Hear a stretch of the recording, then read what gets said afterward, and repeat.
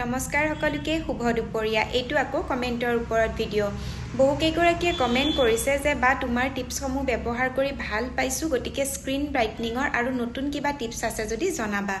সদায় কোৱাৰ দৰে আজিও কওঁ যে আমি অকল বাহিৰে পৰিচৰ্যা কৰিলে নহব আমি খাবও লাগিব গতিকে স্ক্ৰীন ব্ৰাইটনিঙৰ ক্ষেত্ৰত এটা এতিয়া পোৱা বহুত ভাল আৰু সহজতে পোৱা বস্তু হৈছে মিঠা আলু যেটো কিছু জায়গাত গৰিয়া আলু বুলিও কোৱা হয়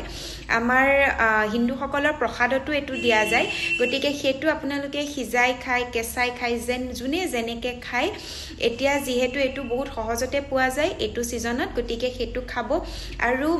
বাহিৰাভাৱে পৰিচৰ্যা কৰিব পৰাকে মই এটা পেক বনোৱাৰ কথা কম এই পেকটোৰ কাৰণে আমাক লাগিব অকনমান বিটৰ ৰস আৰু অলপমান মসুৰ দালিৰ গুড়া আৰু তাত অলপমান ফ্লেক্সিডৰ গুড়া যদি এইটো ড্ৰাই স্কিন আৰু কম্বিনেশন স্কিনৰ মানুহে ব্যৱহাৰ কৰিব বিচাৰে যেহেতু মসুৰ দাইলটো শুকান কৰে স্কিনখন গতিকে ড্ৰাই স্কিন আৰু কম্বিনেশন স্কিনৰ মানুহে ব্যৱহাৰ কৰিলে তাত 2 ড্ৰপ মান ঘি নহলে অলপমান নাৰিকল তেল বা যিকোনো অলিভ অইল হওক বা ফ্লেক্সিডৰ অইল হওক বা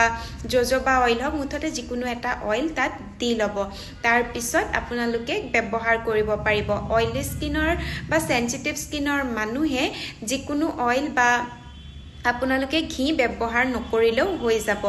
এনেকে আপোনালোকে পৰিষ্কাৰ মুখত আধা ঘণ্টা মানৰ কাৰণে লগাই ৰাখিব তাৰ পিছত সাফা পানীৰে মুখখন ধুই দিব আৰু তাৰ পিছত আপোনালোকে যি ময়শ্চাৰাইজাৰ লগাব এনেকে কেইদিন মান কৰি যাবচোন